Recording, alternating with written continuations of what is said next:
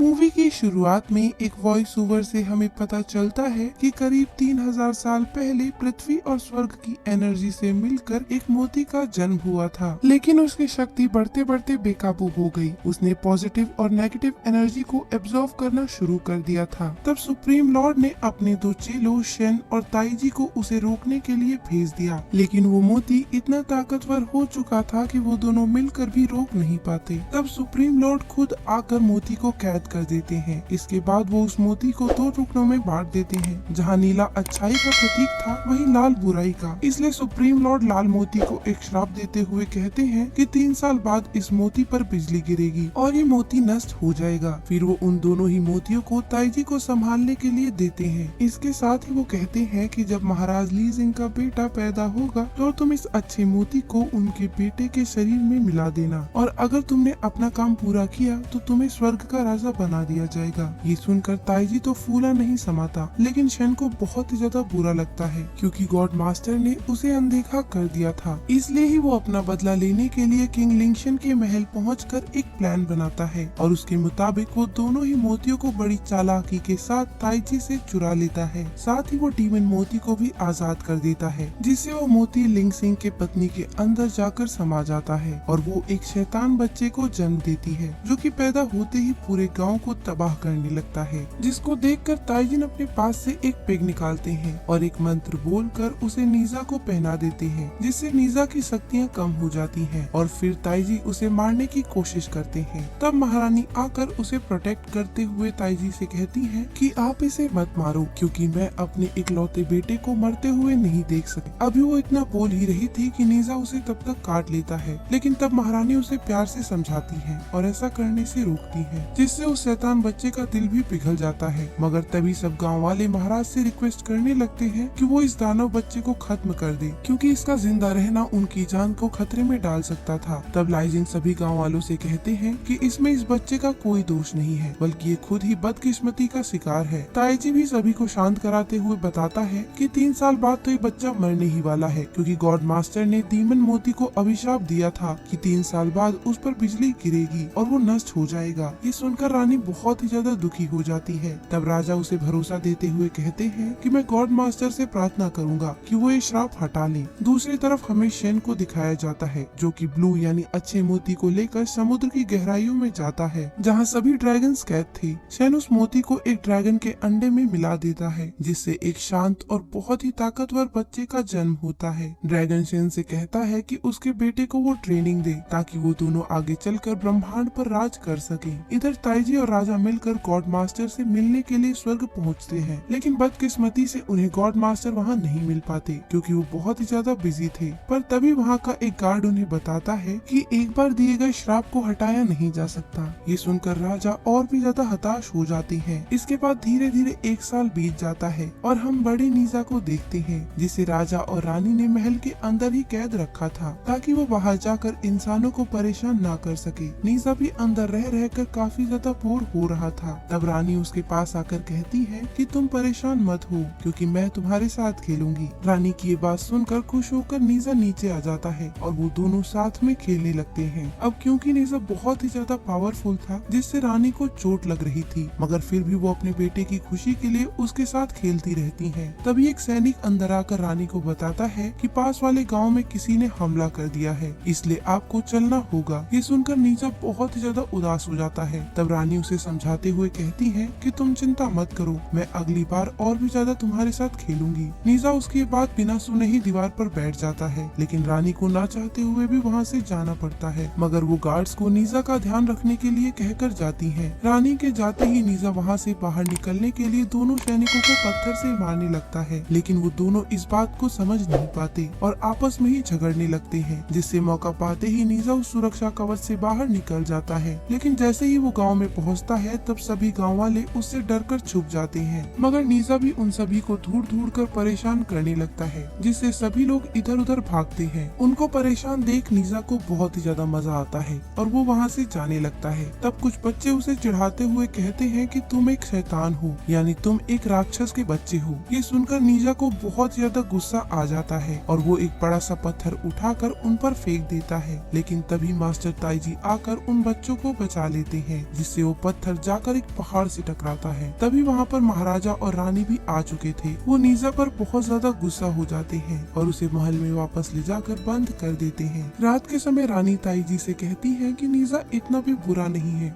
जितना कि लोग उसे समझते हैं। तब ताईजी रानी को दुखी देखकर कहते हैं कि आप चिंता मत करिए, मैं अब नीजा को ट्रेनिंग देकर एक अच्छा वॉरियर बनाऊंगा। महाराजा भी उनकी बातों से सहमत हो जाते हैं। इसके बाद अगले दिन जब नीजा महल में खेल रहा था तब उसे गार्डन में एक मैप दिखाई देता है और जैसे ही वो मैप को टच करता है मैप उसे अपने अंदर खींच लेता है। वहाँ की दुनिया बहुत ही ज्यादा खूबसूरत थी। मास्टर ताईजी भी वहीं पर बैठे हुए थे। वो नीजा को एक मैजिक ब्रश देते हुए कहते हैं कि एक दिव्य ब्रश है जिसकी मदद से तुम सब कुछ बदल सकते हो। इसके बाद वो उसे कहते हैं कि मैं तुम्हें मैजिक सिखाऊंगा, जिस पर पहले तो नीजा को यकीन नहीं होता। तब ताईजी उसे अपने जादू का एक नमूना दिखाता है जिससे नीजा बहुत ही ज्यादा खुश हो गया था और वो मास्टर को खुद को ट्रेन करने के लिए कहता है। तब ताईजी उसे कहते हैं कि तुम्हें इसके लिए काफी ज्यादा मेहनत करना होगा। इसके बाद वो उसे एक मंत्र सिखाते हैं और प्रैक्टिस करने का बोलकर खुद आराम करने लगते हैं। शाम के समय जब रानी नीजा से मिलने आती है तब वो देखते हैं कि नीजा पास की ही नदी में बेहोश पड़ा हुआ है। ताईजी तुरंत ही जाकर नीजा की बॉडी को बाहर निकालते हैं, मगर तभी उन्हें पता चलता है कि असल में तो ये नीजा द्वारा किया गया एक इल्यूजन यानी छलावा था, क्योंकि अब नीजा ने उस जादू पर महारत हासिल कर ली थी। ताईजी भी इससे काफी ज्यादा शॉक्ड होते हैं क्योंकि वो भी जानवरों को जादू से बदल नहीं सकते थे। तब वो नीजा से पूछते हैं कि असल में उसने ऐसे कैसे किया, लेकिन नीजा उन्हें कुछ भी नहीं बताता और उल्टा परेशान करने लगता है। तभी महाराज और महारानी आकर ताईजी की वहाँ पर मदद करते हैं। नीजा अब ताईजी से कुछ भी सीखने के लिए इनकार कर देता है और पास के ही पत्थर पर लेटकर आराम करने लगता है। तब रानी उसके पास आकर कहती है कि मुझे पता है कि तुम भी चाहते हो कि लोग तुम्हें अपनाएं। ये सुनकर नीजा को अपने बचपन की याद आती है जब वो अपनी उम्र के बच्चों के साथ खेलना चाहता था, लेकिन लोगों ने उसे राक्षस कह कहकर उसे बहुत मारा, जिसे याद करके नीजा बहुत ज्यादा दुखी भी हो जाता है। तब रानी कहती है कि तुम बुरे नहीं हो, जिस पर उल्टा नीजा उनसे पूछता है कि फिर लोग क्यों मुझे मारना चाहते हैं और वो मुझे राक्षस समझते हैं। तब राजा नीजा से झूठ बोलते हुए कहते हैं कि तुम्हारा जन्म अच्छे मोती की जीवन ऊर्जा से हुआ है। फिर रानी भी कहती है कि तुम्हें बुराई का अंत करने में लोगों की मदद करनी चाहिए। इसके बाद हमें दिखाया जाता है कि नीजा कुछ ही महीनों में बहुत ही ज्यादा शक्तिशाली हो जाता है। ताईजी उसे खूब ट्रेनिंग देते हैं, वो शैतानों को भी मारता है, मगर फिर हमें पता चलता है कि असल में ये तो सिर्फ ताईजी द्वारा किया गया एक इल्यूजन था। तब ताईजी नीजा को समझाते हुए कहते हैं कि भले ही तुमने डीमंस को मारा, लेकिन इस बीच तुमने कई सारे मासूमों को भी मार गिराया। जिस पर नीजा उन्हें जवाब देते हुए कहता है तो क्या हुआ, अब शैतानों को मारने में इंसानों की जान तो जाएगी ही। ये सुनकर राजा को गुस्सा आ जाता है और वो कहते हैं कि इससे पता चलता है कि तुम ताकतवर हो, लेकिन तुम्हें इसका इस्तेमाल करना नहीं आता। इसलिए वो मास्टर ताईजी से उससे भाला लेने के लिए कहते हैं। तब नीजा भी गुस्से में ताईजी का भाला वापस कर देता है, लेकिन वो उनके जेब से ही जादुई पेंट ब्रश निकाल कर वहाँ से तुरंत निकल जाता है। इधर धरती पर एक राक्षस समुद्र से निकलकर एक कुत्ते को खा, लेकिन तभी नीजा भी वहाँ पर पहुँच जाता है और वो उस राक्षस को उस कुत्ते को छोड़ने को कहता है, लेकिन वो राक्षस उसकी नहीं सुनता।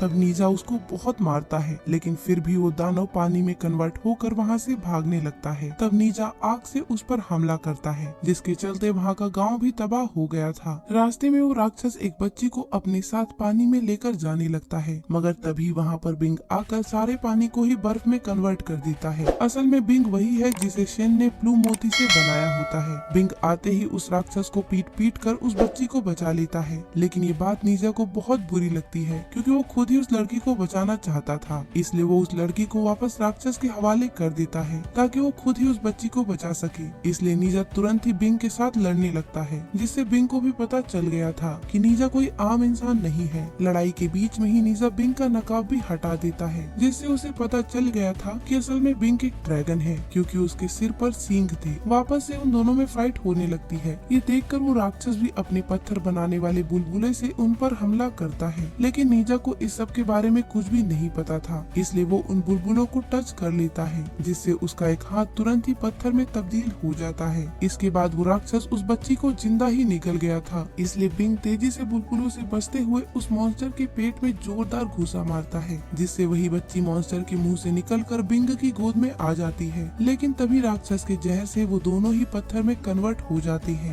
ये देखकर नीजा भी अपने पत्थर वाले हाथ की मदद से बबल से बचता हुआ उस मॉन्स्टर के पास आकर उसे मारता है। इसलिए वो राक्षस नीजा को एंटीडोट भी दे देता है, जिससे नीजा, बिंग, उस बच्ची और अपने हाथ को ठीक कर सकता था। फिर वो मॉन्स्टर उन सभी से माफी मांगकर समुद्र में वापस चला जाता है। अब बिंग भी अपनी जान बचाने के लिए नीजा को शुक्रिया कहता है, जिसके बाद वो दोनों बहुत खेलते हैं। थोड़ी देर बाद नीजा रोने लगता है, क्योंकि जिंदगी में पहली बार कोई अनजान उसके साथ खेल रहा था। ये जानकर बिंग उसे अपना दोस्त बनाता है और उसे गिफ्ट में एक शेल भी देता है, ताकि वो कभी भी उसे बचाकर बिंग को बुला सके। इसके बाद बिंग वहाँ से चला जाता है। थोड़ी देर बाद ही वहाँ पर सभी गाँव वाले आकर नीजा को भला बुरा कहने लगते हैं, क्योंकि उन्हें लग रहा था कि नीजा ने ही उस बच्ची का किडनैप किया था। उन्हीं में से एक बच्चा जोर जोर से नीजा को राक्षस कहकर बुलाने लगता है, जिसकी वजह से गुस्सा होकर नीजा उन पर अटैक करता है। लेकिन तभी एक बार फिर से ताइजी वहाँ आकर नीजा को रोक लेते हैं। दूसरी तरफ बिंग ड्रैगन की गुफा में जाकर शिन को कहता है कि मैंने आज एक नया दोस्त बनाया, जिसका नाम नीजा है।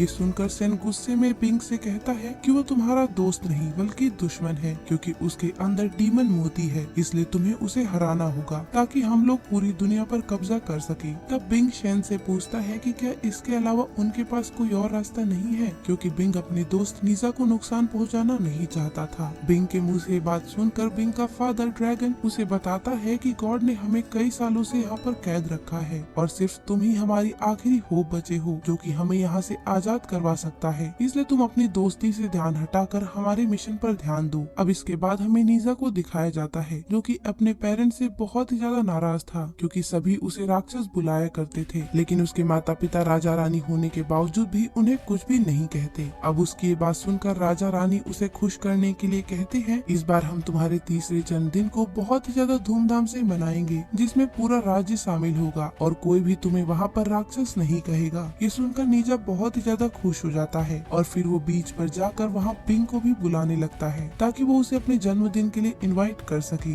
लेकिन ये बात जाकर बिंग सीधा शेन और ड्रैगन को बता देता है, जिसके बाद शेन कहता है कि अब सही समय आ चुका है। इसलिए सभी ड्रैगन्स मिलकर बिंग के लिए एक नया कोड बनाते हैं, जिसे कोई भी तोड़ नहीं सकता था। अब नीजा के बर्थडे वाले दिन राजा के कहने पर राज्य के सभी लोग वहाँ पर आए हुए थे और अंदर कमरे में नीजा भी बाहर जाने की तैयारी कर रहा था। तभी वहाँ पर शेन आकर नीजा को सारी सच्चाई बताते हुए कहता है कि राजा और रानी ने तुम्हें सब कुछ गलत बताया है, कि तुम असल में कोई अच्छे मोती नहीं बल्कि डीमन मोती से बनाए गए हो, इसलिए ही तो सब कोई तुम्हें राक्षस बुलाते हैं। ये सुनकर नीजा को बहुत बुरा लगता है और वो गुस्से में सीधा राजा और ताइजी के पास चला जाता है। इधर सच्चाई से अनजान ताइजी उसे अपना पालतू पिग गिफ्ट कर देते हैं, जिस पर वो सवारी करते थे। वो पिग नीजा के पास आते ही आग की तस्तरी में बदल जाता है। इधर राजा भी नीजा को उसकी सेफ्टी के लिए एक पोटली गिफ्ट करते हुए कहते हैं कि पोटली हमेशा तुम्हारी रक्षा करेगी। तभी नीजा भी सभी को बता देता है कि उसे सब कुछ पता चल चुका है कि मैं एक डीमन मोती से जन्मा हूँ और आज ही मेरी मौत होने वाली है। और वो राजा रानी से कहता है कि आपने मुझे अब तक इसलिए कैद रखा था ताकि मैं लोगों को नुकसान ना पहुँचाऊँ। ताइजी उसे समझाने की कोशिश करते हैं, लेकिन वो कुछ भी नहीं सुनता और सेन द्वारा बताए गए एक मंत्र को जाप करने लगता है, जिसकी वजह से उसके गले में लगा हुआ सुरक्षा कवच टूट जाता है, जो कि ताइजी ने उसे पहनाया था। जिसके बाद नीजा भी अपने असली रूप में आ जाता है, जहाँ वो पहले से भी बड़ा और ताकतवर हो चुका था।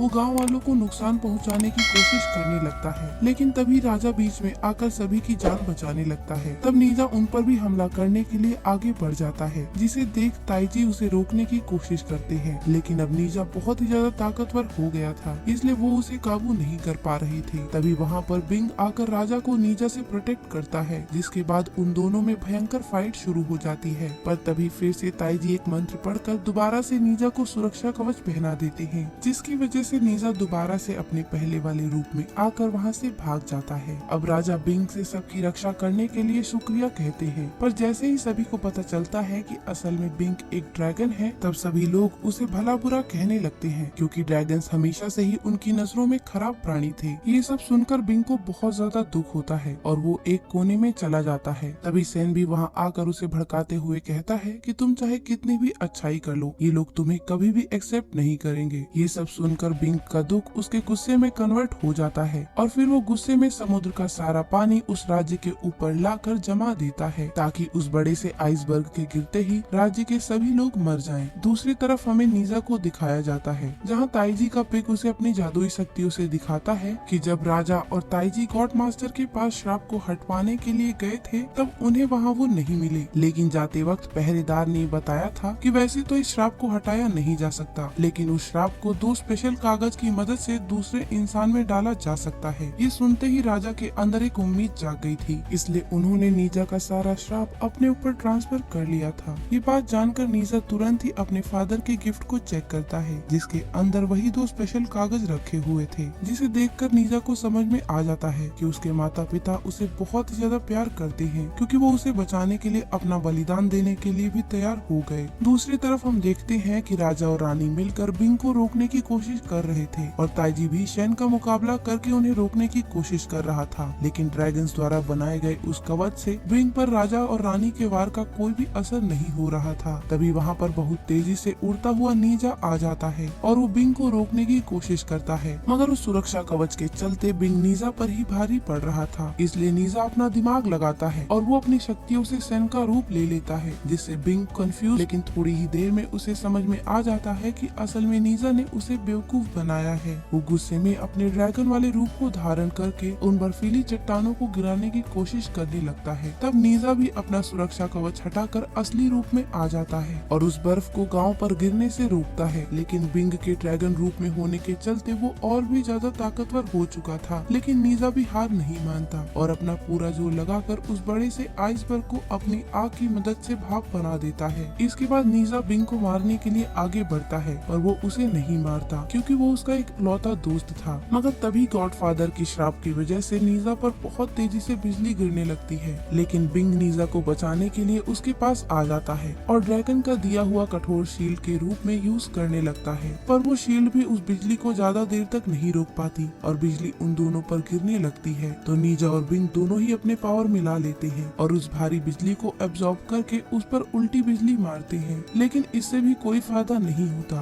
क्योंकि वो गॉड का दिया हुआ श्राप था। ये देखकर ताइजी तेजी से बिजली की तरफ जाते हैं और नीजा और बिंग को वापस से उस बॉक्स में कैद कर देते हैं, जो कि गॉड ने उसे दिया था, जिसे किसी भी तरीके से तोड़ा नहीं जा सकता था। ताइजी के ऐसा करने से एक बड़े से धमाके के बाद सब कुछ शांत हो जाता है। तब राजा और रानी मिलकर रोते हुए नीजा के मलबे को नीचे ढूंढने लगते हैं, जहाँ रानी को वो बॉक्स मिल जाता है, जहाँ बॉक्स के खुलने पर वो दोनों देखते हैं कि नीजा और बिंग का शरीर नष्ट हो चुका है और बॉक्स की वजह से उनकी सोल्स बच गई थी। ये देखकर राजा और रानी बहुत ज्यादा खुश हो जाते हैं और साथ ही राज्य के सभी लोग झुककर नीजा को उसको बचाने के लिए थैंक्स बोलते हैं। ये देखकर नीजा थोड़ा इमोशनल हो गया था, क्योंकि पहली बार राज्य के लोग उसके साथ ऐसा बिहेवियर कर रहे थे और नीजा खुशी के साथ वहाँ पर रहने लगता है। और इसी के साथ हमारी स्टोरी यहीं पर खत्म हो जाती है।